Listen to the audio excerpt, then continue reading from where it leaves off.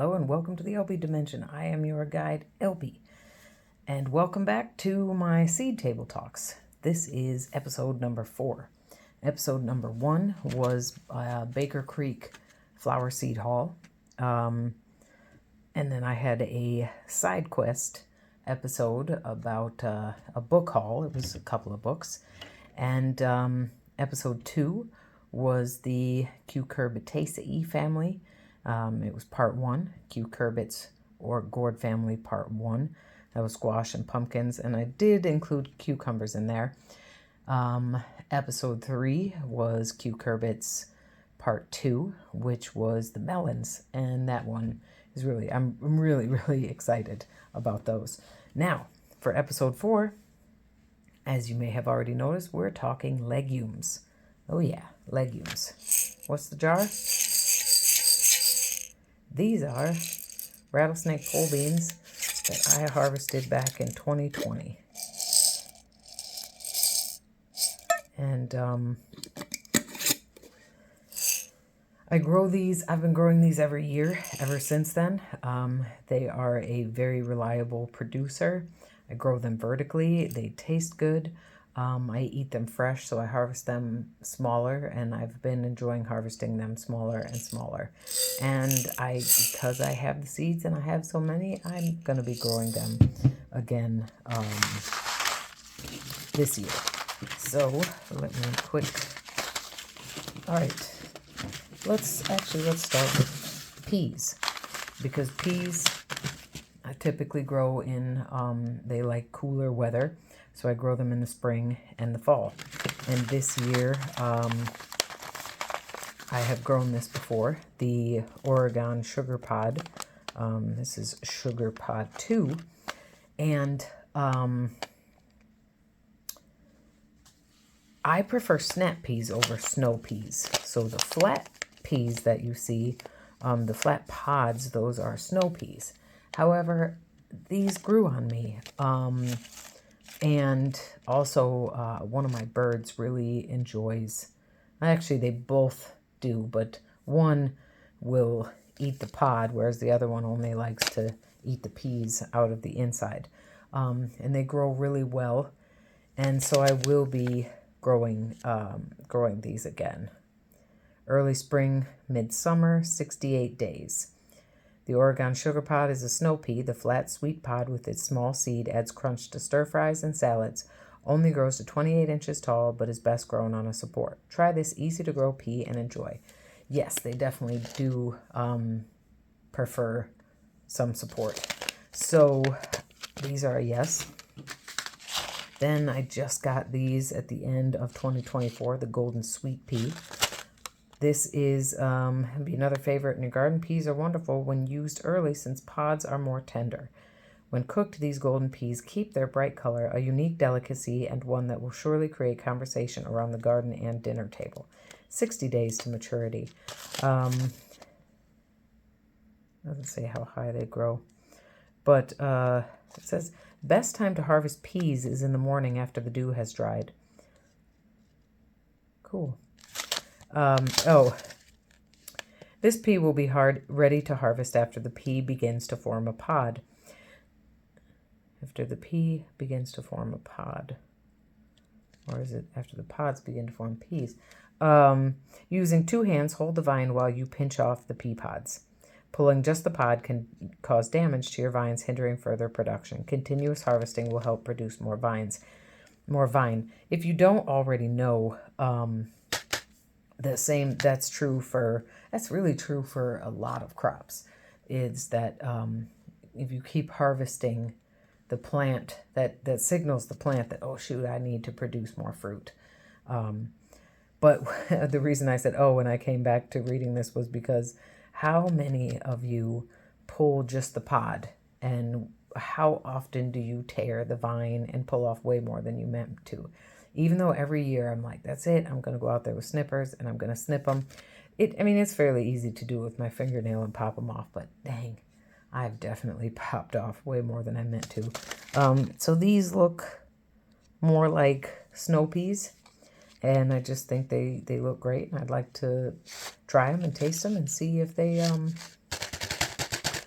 are, see if their flavor's any different. Okay, sugar bon. These are a snap pea, 55 days. Pisum sativum, sugar bon peas. Delightful dwarf variety, matures early, plant spring or fall, produces sublimely sweet 3-inch pods borne on 1 to 2 foot tall plants, produces mega yields of crispy, crunchy, and sweet peas that have both edible pods and peas. Early high yielder is tidy and prolific.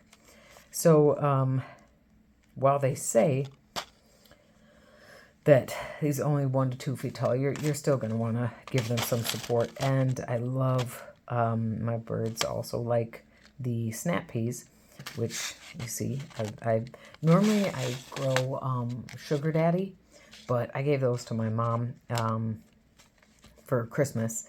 And so why not try these other varieties? I love to eat them fresh, so they don't even make it to cooking. I don't even think about cooking them. Do you guys? So yes, and the Sugar and Snap Pea, again a Snap Pea, as an All-American Selections winner, the Sugar and Snap Pea produces quality petite green and delicious pods on dwarf 18 to 24-inch vines. They stay compact, so no trellis is required, making them a perfect candidate for urban or small space gardening. Eat fresh off the vine or enjoy them sautéed in your favorite dish. Still, they say they don't require a trellis, but I'm sure they would still prefer support, because when you think about it, if you don't know, see, that's a tendril. So peas and beans are natural climbers. So they're going to want to grab and hold on to something. Now with the peas and the beans, I believe that I can more easily get away with growing a lot of different varieties, especially the peas, because I'm not going to grow them all year long. The thing that I've discovered is that a lot of times I'm imagining planting them in the spring, and then they'll be done by the time I want to plant my summer crops. And that doesn't always happen, but this year I'm really going to try to make that more of a reality. Okay, so now we're on to beans. Pole runner. I still haven't looked up exactly what a runner bean is. Scarlet Emperor. Phaseolus coccineus. Coccineus, yes. Frost sensitive. So peas are frost hardy, whereas beans are frost sensitive. I have grown these before. Check this out. Check this out. Aha, is that not the coolest? Coolest bean. I have grown these before, but last year was a weird year for me, and these were in, yeah, I've grown them semi-successfully. Let's just leave it at that. With such magnificent clusters of rich red edible flowers, this variety is predominantly used as a flowering screen, vine, or fence cover. Little known is that this runner bean has an extremely rich flavor when picked young and can be shelled for green or dried beans when pods mature. So mainly I got these because I saw Indiana Backyard Gardener, go check her out. She was growing the scarlet runner bean, and she was talking about how I think the hummingbirds love it, and it was just a really beautiful plant. And so I got it mainly for that, but it is pretty cool what they're saying about how the flower's edible, but also you can pick them young. And so yeah, these will be great on a trellis. I will be giving these a shot. I bought these back in 2022. All right, so these are the new ones that I've got in the last 6 months. And these are ones I've grown before. So tenderette bush bean and early serve bush. I don't know what it is. I am usually pretty serious about naming, about keeping the tags and the names with my plants, because I love to nerd out and know what in the heck each thing is. But for some reason, I've often, I'll just throw some bean seeds in the ground and tell myself these are one of those plants where I wind up being like, yeah, I'll remember that. and I usually don't. I can say that these both have grown well and produced well, but I can't, I'm pretty sure this is the one I'm thinking about that I've actually, somewhere around here, I've saved seeds from these because I found that in the fall, late harvest, that these were really, really delicious. I'm pretty sure it was these, but then I'm like, or was it the tenderette? I think somewhere I might have a picture or something showing me. But the early serve, they say 12 to 20 inches high. Early serve is always the winner in our taste test. A stringless bush varieties that is excellent, fresh, canned, or frozen. This is a refined snap bean with prolific crops. Harvest the 4-inch pods when firm and fully elongated, but before the seeds are large. Easy to grow and requiring little care. The plants need about 1 inch of water per week. 45 days to maturity.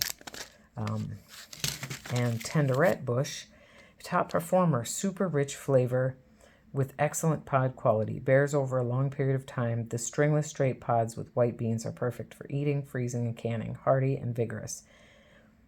Easy to grow, heat tolerant bean. 55 days, 18 to 20 inches. Bush beans still, they're good to plant next to each other so that they can support each other. What was I going to say? Typically, I wind up eating beans fresh, but this year, one of my goals is to make pickled beans, whether I can them or if there's a refrigerator. I'd like to can them, but I might also go with a refrigerator recipe. And otherwise, I eat them fresh and I freeze them. And my birds do like these. Interesting story. When I was in elementary school, I come from a line of farmers, so growing plants is in my blood. But also I remember in school for science, they had us grow a bean plant. And that was just amazing to me. We didn't grow it to, I'm sure you may have, if you've watched my videos before, you may have already heard this, but we didn't grow it to the point that it produced, but I just remember being just so excited to see it. Because, bean seeds are they're very visible seeds. They're big, hardy seeds. And the plants that come up out of the ground are also, they have a thick stem. And so it's a great seed to teach kids with. And beans are really super easy to grow. They're very, very rewarding. Now, I think another thing I want to do this year is this will be my 6th year gardening. I'm not including in the past when I rented a space, and this is my 6th consecutive year back at it starting in 2020. So, 6 because we're counting 2020. Anyways, 6th season. And I grow beans every year. But one thing I don't do well is I'm not good at taking plants out. I'm not good at saying that plant's weak or that plant's sick. If it's really obviously like, oh, it's done, then it's done. But man, I hang on to plants. I sure do.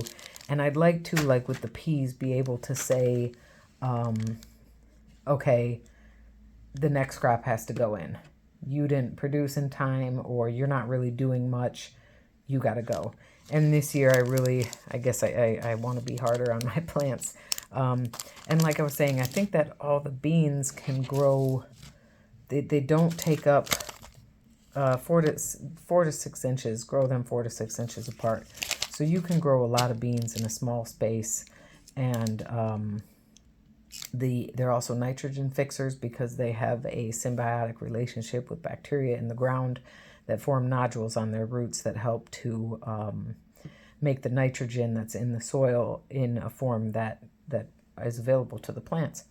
So it's good that when your bean or pea plant or lentils or hairy vetch and others, when they're done, instead of pulling the plant up cut it, which I mean that's a good practice with a lot of plants, is let the roots and stuff break down and degrade in the soil, but especially with bean plants. Okay, so moving right along. Oh yeah, I've grown Blue Lake before. The first time I grew Blue Lake was Blue Lake bush bean, and it was super delicious. And then I saw that these guys, and this is an heirloom, have, these guys being botanical interests, that they have Blue Lake pole bean. And the reason I wanted to go with pole bean is because while there really are a lot of crops that can be grown vertically, there's also not a lot, you know, and beans they do produce a lot of leaves. So it's not like it's just this vine, but if you can get pole beans so that you can use more vertical space. And so that's why I really like the Blue Lake beans, and I thought, oh, you know what, let's try the pole bean. They're an heirloom. This longtime favorite has delicious full-bodied flavor. Heavy yields ensure plenty for freezing or canning to enjoy in the off-season. Some say pole beans have better flavor than bush beans. Blue Lake certainly would support that statement. Besides outstanding flavor, plants are high-yielding. Vigorous 5 to 8 foot vines produce a bounty of 5 to 7 inch white-seeded beans that are excellent fresh and also canned or frozen, resistant to common bean mosaic virus. This packet sells up to 24 feet or 2 4-foot diameter teepees. Oh, that's the other thing. Keep in mind that if you have your beans growing up something tall, that they will grow and grow and grow and grow and grow. And last year I said I'm not going to let them grow that tall because then I need to go get a stool or a ladder of some kind. And I did let them grow that tall. It is kind of cool to see, but just keep that in mind. Okay, so now officially on to the things that I've never grown.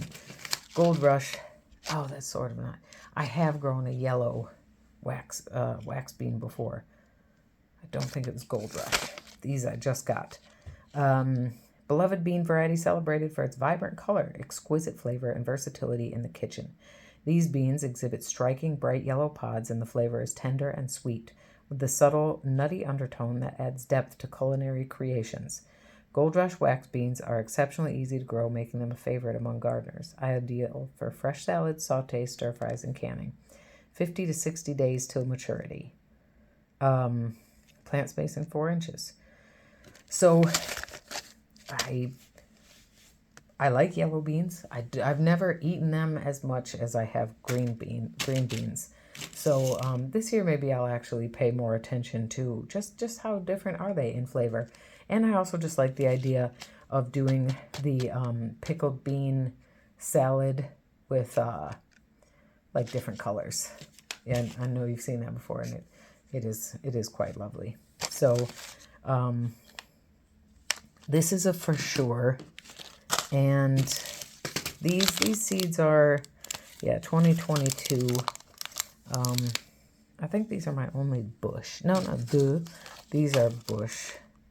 I am going to aim to grow all of these, but I just have to, like I said, I have to know when to say no. And yeah. So the Cherokee Black Pole Bean. The Cherokee Black Bush Bean, that's confusing. Okay. The Cherokee, that's obviously a typo because not only does it say pole bean there, it also says 6 foot vine. So the Cherokee Black Pole bean is a historic heirloom variety, cherished for its rich cultural significance and robust flavor. This versatile bean plant produces beautiful deep purple pods that turn green when cooked, with black seeds inside.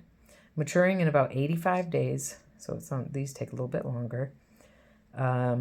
These bush beans, pole beans, are ideal for both fresh eating and drying for storage.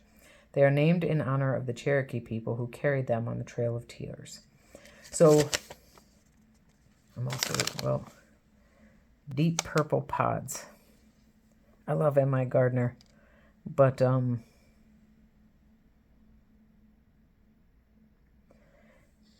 they gotta work on their packaging, maybe doing some editing, some proofreading. Black bean pods can be eaten when they are young and tender.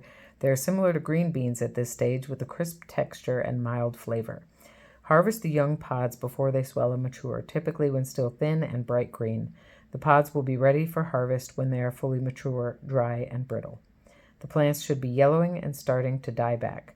Ensure the beans rattle inside the pods when shaken. Pick before the first frost to avoid frost damage and ensure optimal quality. I will most likely be eating these at the young, fresh stage. I did grow the black turtle bean, and that was really cool. One day if I have more space, I would like to grow my own black beans, but growing beans for shelling, you have to leave the plant until it's totally dead and totally dry, and that's taking up a lot of space for what was really just a pretty small harvest, like one serving of beans.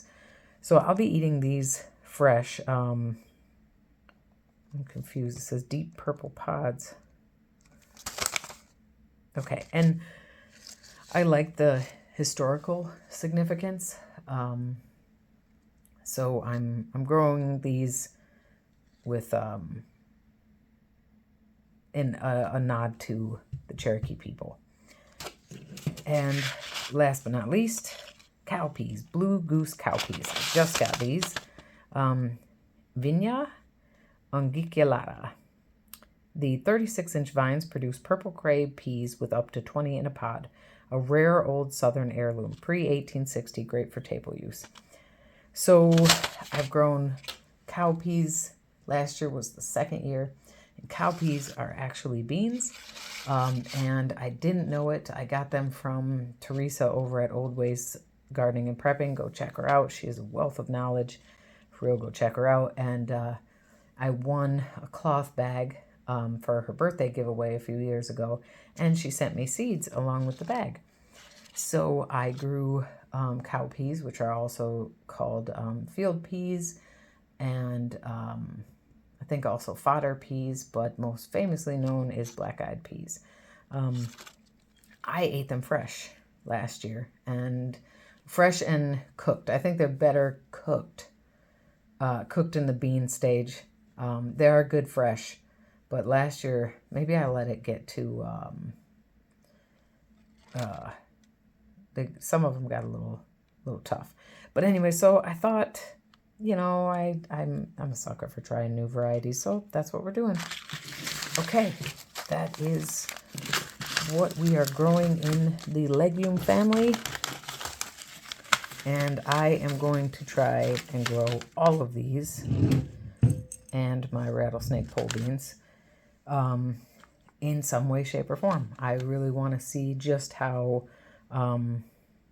versatile we can be with the beans and how quick we can get them to grow, especially, well, I don't have too many actually that are pole beans. The rattlesnake are pole beans. We have the pole runner, Blue Lake.